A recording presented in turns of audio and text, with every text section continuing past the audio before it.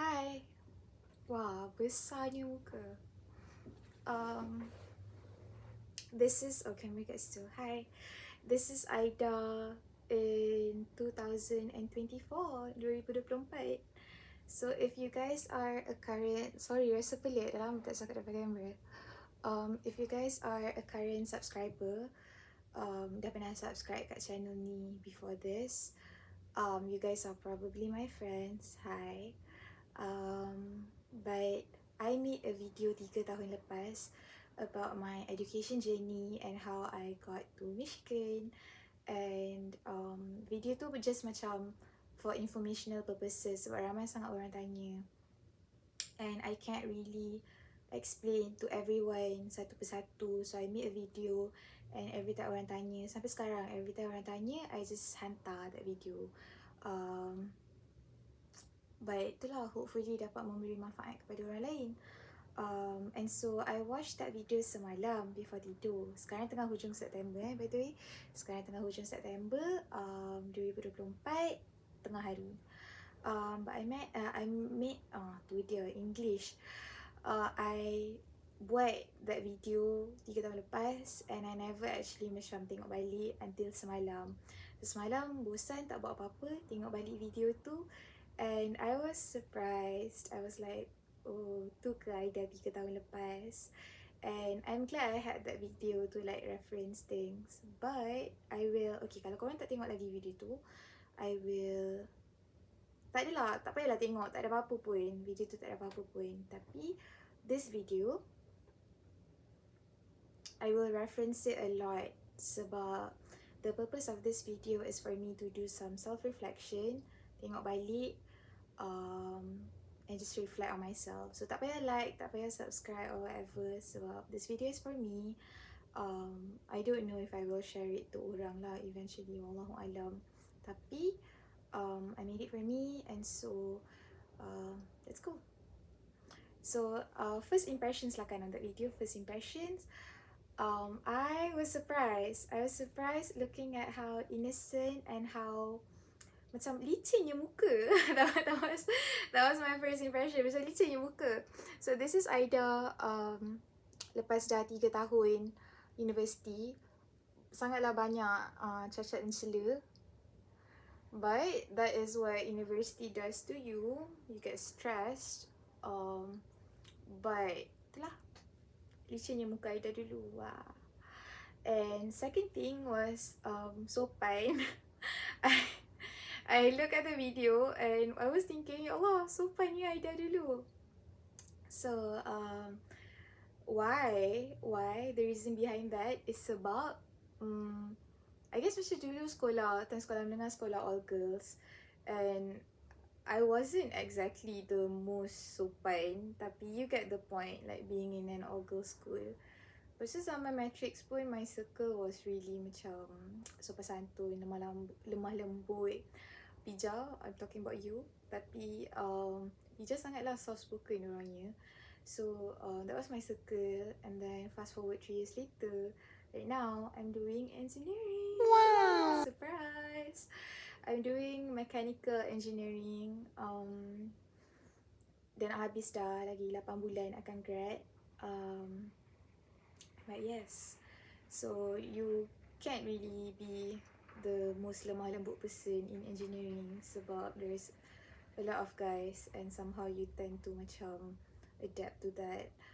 Itulah. I guess another impression that I have is tangan. So I have a parut, you can't really see it. I have a parut dekat tangan and this parut is from cooking, masak, terkena minyak panas, and it was and still is actually my biggest insecurity sebab I'm a hijabi, I wear tudung and macam I cover a lot of parts, most of my body parts except muka and tangan, and the parts that I have banyak cacat dan celah. So tangan ada parut, muka pun banyak parut, so obviously I get insecure about that. Tapi macam my mom always cakap, it's okay lah, it shows that you pandai masak, cik. So that's what my mom cakap, and macam yelah, okay lah, boleh lah. But reflecting back on that video, macam nampak tangan gerak-gerak semua, and I noticed that oh, tangan waktu tu tak ada lagi parut ni. So a lot of things has happened within these 3 years. Accident masak, accident lain, and banyak pergi tempat-tempat orang. So I changed a lot as a person, on a spiritual level, emotional level, physically. I think in that video I was lah, tak ingat lah berat berapa, tapi I probably gain like 10 kilo macam tu. So I changed a lot as a person. Point is I changed a lot, and that's why we're doing this reflection.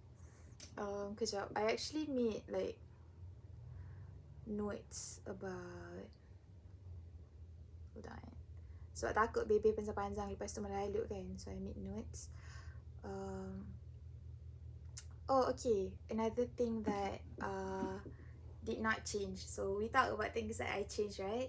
But things that I did not change is that in that video, I didn't post it kat YouTube, tapi I was shooting that video, and then right after that I broke down sebab I was hungry and I wanted pizza, and pizza tu tak sampai, and somehow PMS lah waktu tu, and I started crying sebab homesick juga, baru sangat sampai kat US waktu tu, start menangis. And then when recording this video, like earlier, I think last malam, probably like 2 days ago, I was crying juga, because of something else, because of GPA. I will talk about that nanti, but I was crying because of my CGPA. So that is one thing that did not berubah. I still cry a lot. And another thing I guess yang tak berubah is that my English. So dalam video tu English terabur, sekarang pun masih sama, English masih terabur. So walaupun dah duduk kat tempat orang dah 3 tahun, I think I use BM a lot more than BI. Macam with my friends cakap Melayu, dengan family cakap Melayu, bila call cakap Melayu, buat video cakap Melayu. So tak banyak sangat lah cakap English. So in that sense my English masih terabur. It's fine. And banyak rojak juga, sebab I rasa macam susah nak construct full English sentences. Rasa macam awkward, macam I akan stuck and macam tapi kalau macam kalau cakap Melayu boleh je. So banyak campur lah, like banyak go back and forth between English dengan bahasa Melayu. Tu one thing I perasan macam still the same, tak berubah. Okay, so moving on. Kita buat reflection. Engineering. So in that video, I mentioned that I got offer letter from University of Nottingham dengan Manchester, right? Okay, we'll talk more about Manchester kejap lagi. Tapi macam course lah. Dulu plan nak ambil econs. And even waktu datang sini, like the Mara tanya nak buat apa, and I told her I nak buat science social, cuma I tak tahu what kind of science. Macam it could be psychology atau sociology atau econs, tapi science social lah, science social. Lepas tu bila dah datang sini 3 tahun later, I am doing engineering, something that is really different than what I had planned for. So a little backstory on that was waktu zaman freshman year, tahun pertama kat sini, I ambil banyak course. I ambil psychology, I ambil sociology, I ambil econ. And while ambil kelas-kelas tu, saya perasan yang saya sebenarnya tak boleh buat courses yang tak ada kaitan dengan technical subject. Maksudnya bila course tu highly abstract, macam econ okay lagi lah sebenarnya, tapi macam psychology kan, dia macam susah untuk saya minat benda-benda macam tu. Like, saya tahu benda tu daripada zaman lepas SPM, that kalau after macam dulu waktu duduk kat rumah waktu COVID, saya akan tengok video-video from ML Studios yang berkaitan dengan psychology, ataupun macam okay, ada buku kat situ tapi korang tak boleh nampak. Ada buku kat situ, tapi buku-buku tu banyak yang berkaitan dengan ekonomi. Maksudnya saya suka belajar pasal ekonomi, macam mana nak urus duit, pasal finances. Tapi sampai situ je. Macam tak boleh nak bayangkan saya buat benda tu as a profession atau as a career, atau nak belajar benda tu untuk 4 tahun. Tak boleh nak bayang. So, and benda tu kita tak sedar, melainkan kita dah kat tempat tu. So, waktu dah dekat sini and dah ambil courses tu, baru macam sedar that I actually cannot do that. Like, macam that's just not for me. So Alhamdulillah, nasib baiklah masuk universiti kat US and bukan universiti kat UK, sebab kat US masih boleh tukar-tukar bidang. So ingat nak buat engineering physics. Lepas tu sebab dulu saya apply scholarship my brain juga and dapat scholarship tu dalam bidang pure physics kat Michigan. So waktu nak tukar major, my first instinct was nak tukar pergi engineering physics, which Mara tak bagi. And then I wanted to do nuclear engineering because nuclear is something I'm interested in. Tapi Mara cakap, oh tak boleh, sebab ambil lah bidang-bidang yang masa lebih common, macam dia bagi pilihan waktu tu chemical, mechanical ataupun civil. And I cannot see myself doing chemical engineering. I hated chemistry daripada zaman SPM. So sorry, angin. I hated chemistry daripada zaman SPM. So cakap okay, tak nak buat chem. So it was down to civil ataupun mechanical. And civil is more to buildings, benda-benda yang static. And I like cars, I like benda-benda yang bergerak. So I find that okay lah, mechanical is the way to go. But if you tell Aida from 3 tahun lepas yang dia akan buat mechanical engineering, dia akan gelak. Dia takkan percaya. Even sampai sekarang, every time I tell people, hey, I'm doing mechanical engineering, I still feel like macam, serious lah. Sebab it wasn't a dream that I had daripada kecil. Bukannya masa daripada kecil cakap, oh, besar nanti nak jadi mechanical engineer. Tak. But then again, masa daripada kecil, my dream sentiasa berubah-ubah. Macam, at one point, nak jadi doktor. Lepas tu, lepas dah matrix, nak jadi doktor gigi. I applied for dentistry for my UPU. Tapi dapat engineering. Sebab result matrix tak cantik sangat. But it was a totally different path than what I had imagined.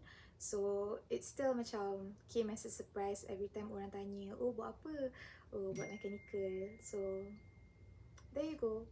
Tapi I believe that macam this is also something yang Tuhan susun, sebab I couldn't really see it waktu umur 19 tahun. Tapi sekarang dah 22, I actually like it. Macam dah belajar apa benda semua kan, rasa macam oh, this is something that I can actually do and this is something I am actually interested in. So there you go. Aida from 3 tahun lepas, from tak tahu nak meja apa tu, ambil mechanical engineering.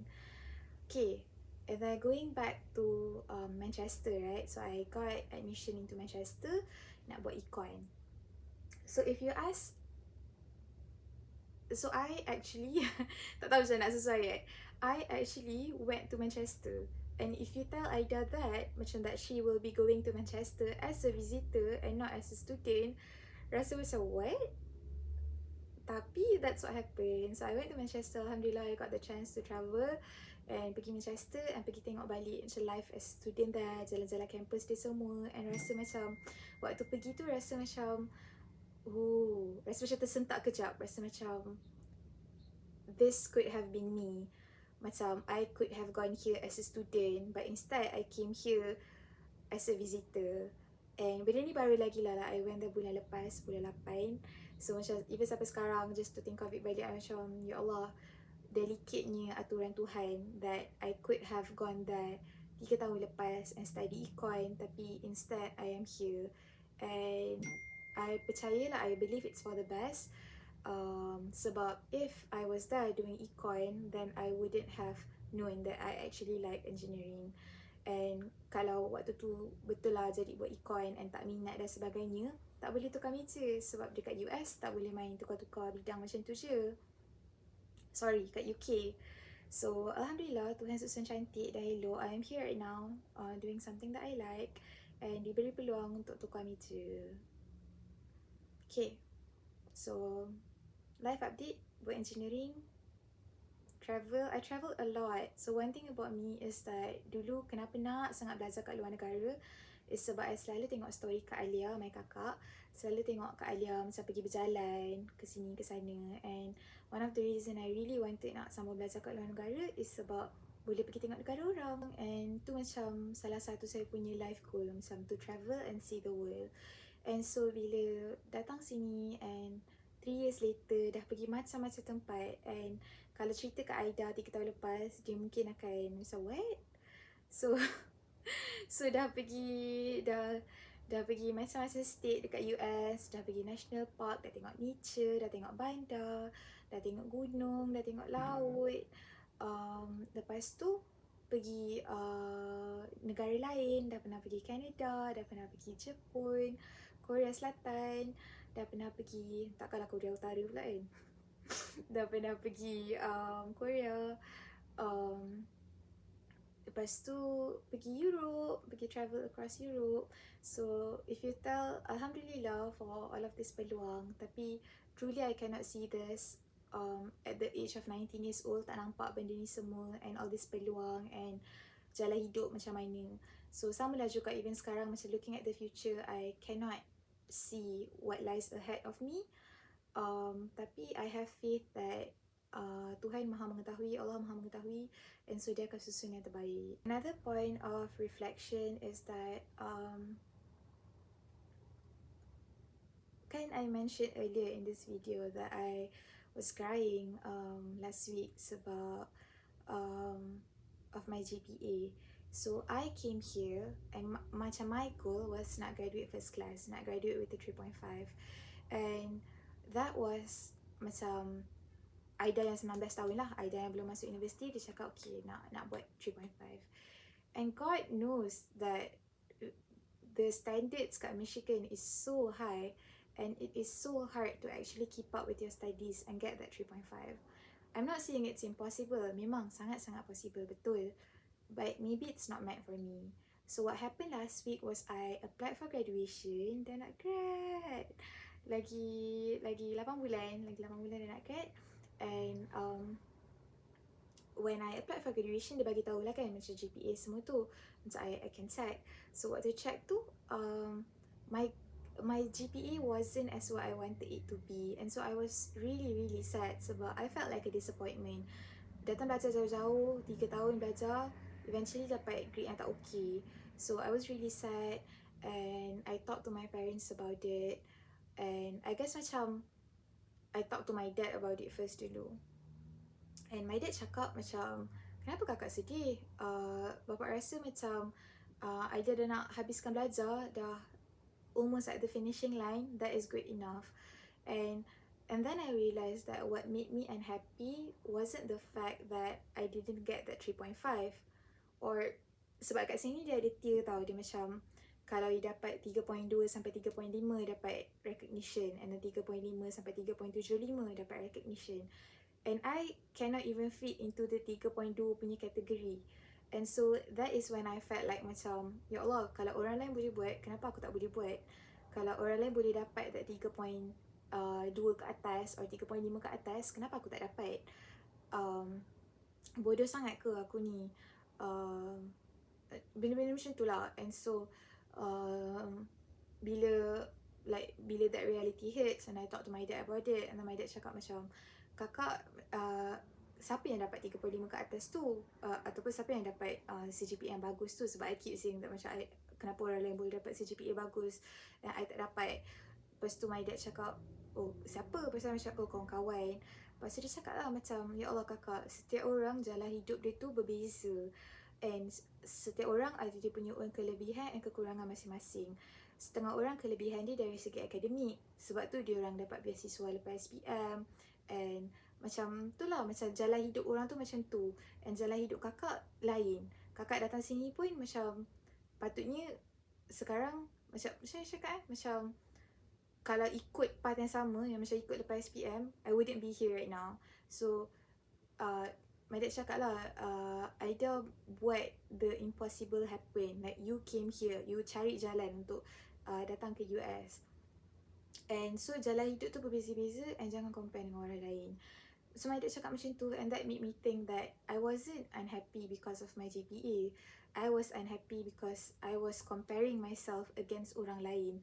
So saya tahu saya tak pandai belajar, tak academically blessed, tapi macam that shouldn't be the end of the world.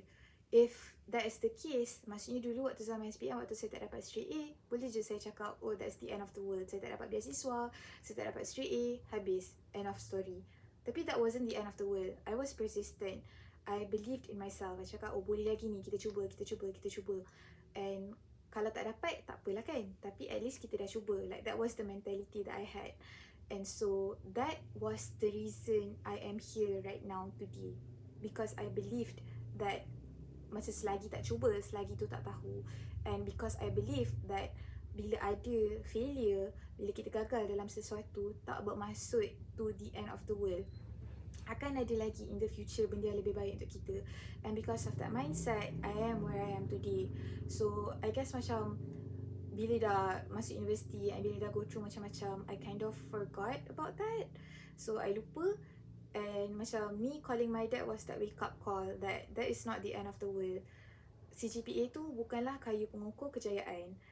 If that's the case, maksudnya ramai sangat orang kat luar sana yang tak berjaya, yang gagal hanya sebab tak dapat CGPA 3.5 ke atas. Tapi that's not the case. Ramai sangat orang yang berjaya macam atasi that kekurangan and cuba top up dari segi lain. And so saya nak cakap macam memanglah akademik yang bagus, CGPA yang bagus akan membuka lagi banyak peluang. Sama juga macam SPM.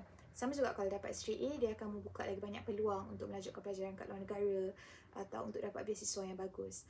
Tapi kalau kita stuck within that macam phase yang okay, aku gagal, aku tak dapat, and kita tak cari jalan keluar, kita akan selama-lamanya stuck dekat fasa tu. So that is something that macam I realised after calling my parents yang okay, I tak dapat CGPA yang bagus, tak apa, what's next? What can I do? And so I called my dad and macam benda tu mengubah my perspective. Sebab my perspective was aku tak dapat 3.5, aku gagal, I'm a failure. Aku tak dapat 3.2, aku kurang pandai. Sebab nanti kena censor pula kan kat YouTube. Aku kurang pandai berbanding kawan-kawan aku. So that was the wake up call when I called my parents. I was like, okay, so saya tak dapat that 3.5, tapi that was the goal that I set for myself. And saya tak dapat that 3.2, and memanglah saya tak dapat nak compare against kawan-kawan yang lain sebab kawan-kawan yang lain dapat or akan dapat. Tapi macam saya nak cakap itu bukanlah the end of the world. So again, macam my dad punya goal was that I dapat sambung belajar kat luar negara sebab benda tu akan transform you, benda tu akan ubah you as a person, dia akan bagi you exposure, dia akan bagi experience, and exposure and experience tu lah something yang sangat priceless yang you takkan dapat kat tempat lain. So that was my dad punya goal. And on the other hand, my mom punya goal, because I called my mom juga, and my mom punya goal was I don't know, I guess macam her goal was nak bagi I sambung belajar, masuk universiti, that's it. So when I called my mom and dia cakap macam, ya Allah kakak, kenapa sedih-sedih ni? Kakak sambung belajar dalam bidang kakak suka, mechanical engineering, dekat universiti yang terbaik, antara universiti yang terbaik kat dunia. Tu pun dah buat mak cukup bangga.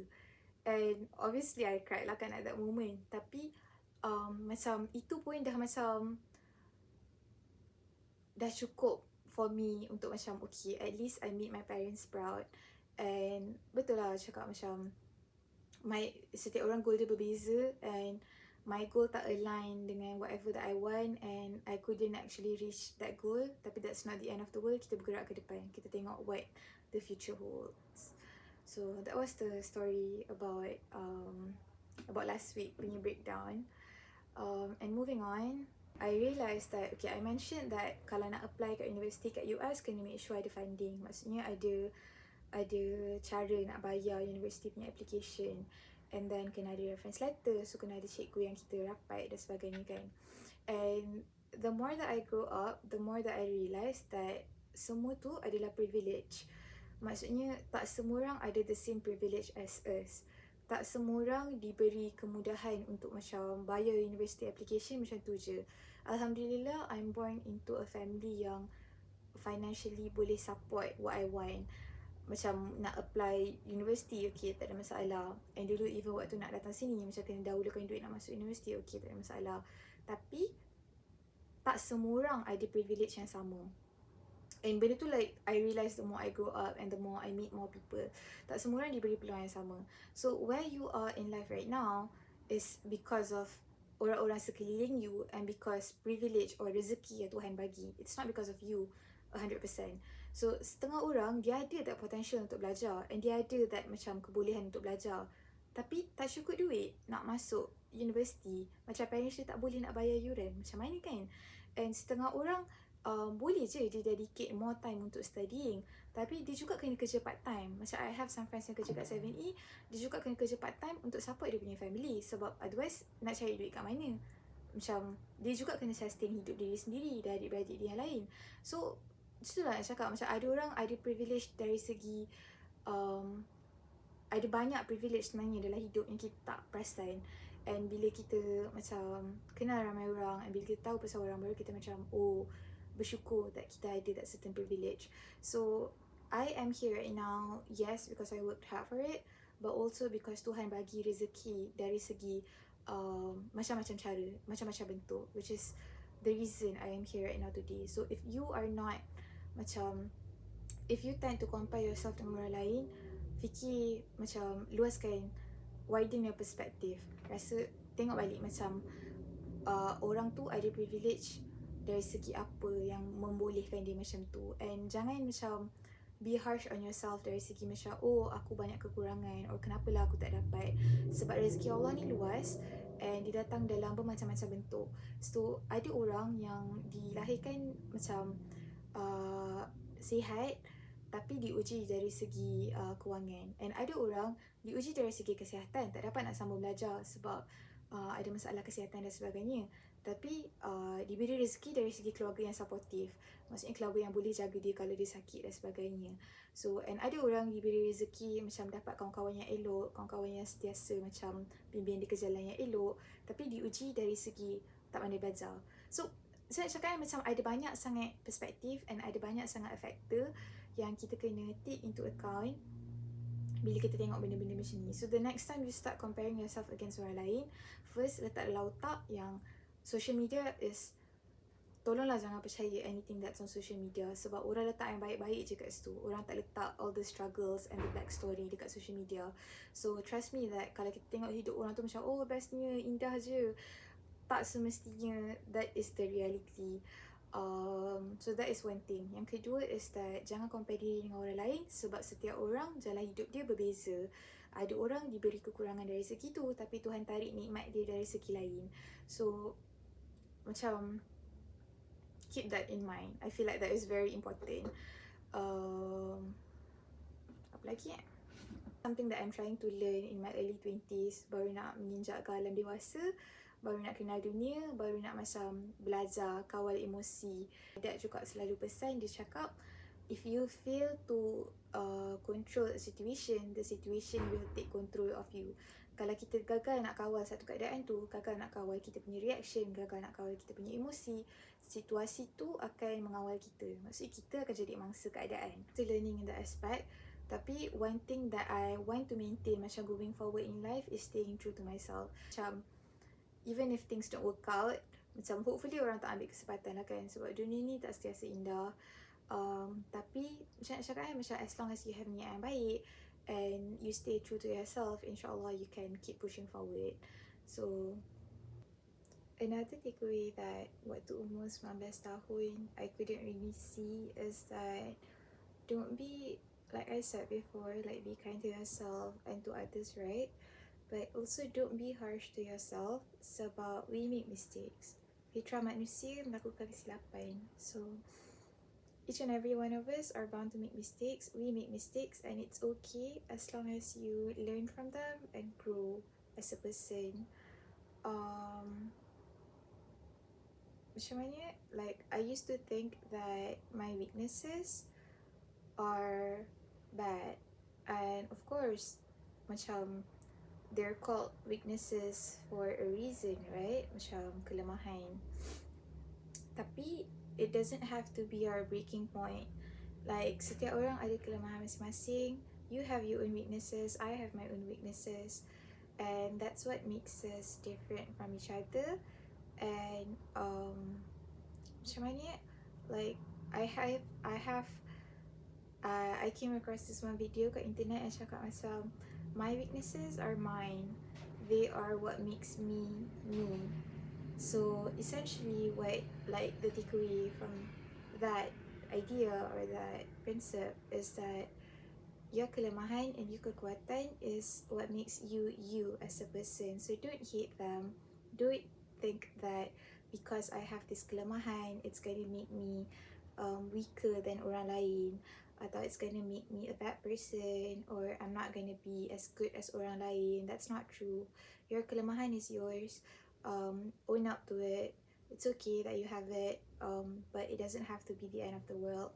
Sebab as much as setiap orang ada kekurangan masing-masing, kita juga ada kelebihan masing-masing. So take advantage of that. Macam kalau nampak masa kita boleh contribute to orang lain through our strength, do that. And kalau rasa macam our weaknesses are like becoming a struggle, reach out for help, talk to people about it, find ways to manage it. But weaknesses are not bad. They are what makes you you. And the more you try to push them away, the more you're like, oh, this is bad, I don't like this, the more you're gonna realize that you can't really remove that part of yourself. Sebab like I said, setiap orang ada kekurangan masing-masing. So I have my own weaknesses, you have your own weaknesses. The best thing we can do about it is embrace it. Okay, moving on. So I think we're gonna wrap up this video soon sebab dah penat video panjang. But let's see. We did a reflection on Aida 3 tahun yang lepas, and then we did some life updates on what the current Aida is doing. Doing well in life, alhamdulillah. But let's see what we have in the future. So mungkin next video lagi 3 tahun, I don't know. So I don't think I'm gonna make videos that often. But kalau Aida 3 tahun lepas macam tu, and this is Aida in 2024, sekarang 22 tahun, lagi 3 tahun, 2025. Wallahu alam, adakah Aida tu akan bekerja? Adakah Aida tu akan adakah Aida tu akan duduk kat rumah teman mak? Tak tahu. Wallahu alam. But what I do know is that whatever yang Tuhan susun, itulah yang terbaik for me. So insyaAllah, doa yang baik-baik. Doakan I dapat kerja yang baik-baik dekat tempat yang elok. But I think that's it. I don't have high hopes. But I am excited to see what the future holds, insyaAllah. I think that's it. Bye-bye. Assalamualaikum.